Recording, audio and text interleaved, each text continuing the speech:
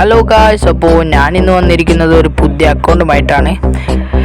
6K ഓർത്തുള്ള ഒരു പക്ക അക്കൗണ്ട് തന്നെയാണ് എൻ്റെ കയ്യിൽ വന്നിട്ടുള്ളത്. കുറേ അധികം ഇൻക്യുബേറ്റർ ബണ്ടിൽസ് ഉണ്ട്, പിന്നെ കുറേ അധികം വേറെ ബണ്ടിൽസ് ഉണ്ട്, പിന്നെ 10 ഇവോ ഉണ്ട്, പിന്നെ AK മാക്സ് ആണ്, UMP മാക്സ് ആണ്, MP40 മാക്സ് ആണ്.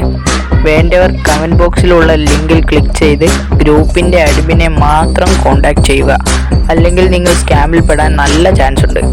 അപ്പോൾ പെട്ടെന്ന് തന്നെ ഗ്രൂപ്പ് കാണുന്ന അഡ്മിനെ കോൺടാക്ട് ചെയ്യുക. അപ്പോൾ നിങ്ങളൊന്ന് ഫുൾ കളക്ഷൻ വീഡിയോ ഒന്ന് കണ്ടിട്ട് വരും. Beni işimden avara eden benden beter olsun.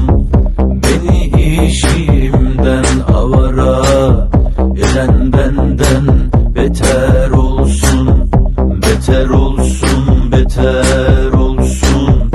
Eden benden